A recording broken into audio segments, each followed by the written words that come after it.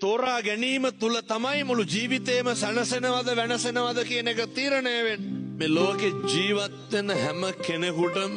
ආදරය කියන එක ඕනේ.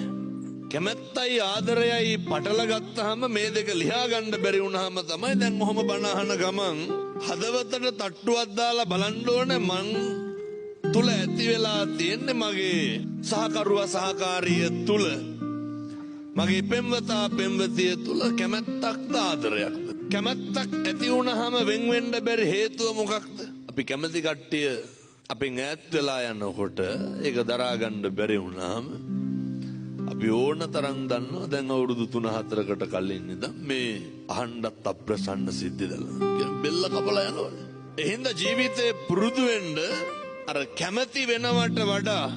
ආදරය කරන්න පුරුදු වෙන්න මේ බලන්නකො මේ සංසාර ගමනේ නිවන් දකින්නත් හරි වැදගත් ඔය ආදරය කියන එක අග්ගසව් දෙනම අසංකේය වූ කල්ප ලක්ෂයක් පෙරම් පුරනවලු කියන්නේ අග්ග ශ්‍රාවකයෙක් වෙන්න අසංකේය වූ කල්ප ලක්ෂයක් පෙරම් පුරන්න ඕනේ බුදුරජාණන් වහන්සේ දේශනා කරනවා පින්වත් යශෝදරා වෙනි ඔබ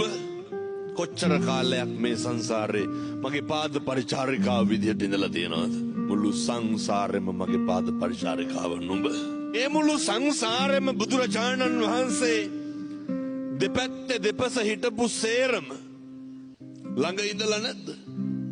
මුළු සංසාරෙම ළඟ ඉඳලා තියෙන්නේ මුළු සංසාරෙම හැවණැල්ල වාගේ ඉඳලා තියෙන්නේ අවසාන රාත්‍රියේ අභිනිෂ්ක්‍රමණය කරනකොට බෝධිසත්වෝ කියනව නේද චන්න ඇමතිට මේ කියනවා මේ කන්තක සූදානම් කරන්න නිරංජනාවෙන් එතර වුණාට පස්සේ චන්නයි බෝධිසත්වෝ ඉපිටේ තියාගත්ත කන්තක ආභරණ ගලවනකොට කන්තක ක්ලාන්ත වෙනවා කන්තක දෙවෙනි වතාවට ඔලුව උස්සලා බලනකොට බෝධිසත්වෝ කෙස් රැටිය කපලා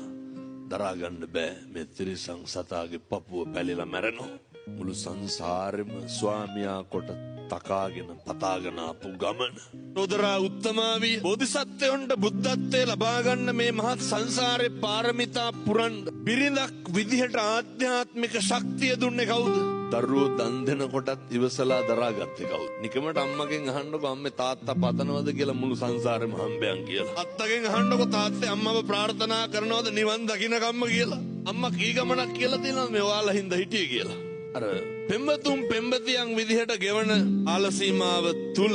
ඒ ආදරය තුල තිබ්බේ අනේකගේ සුවය එකගේ කැමැත්ත ආදරය තුල කවදාවත් තරහක් තියෙන්න බෑ ආදරය තුල කවදාවත් වෛරයක් තියෙන්න බෑ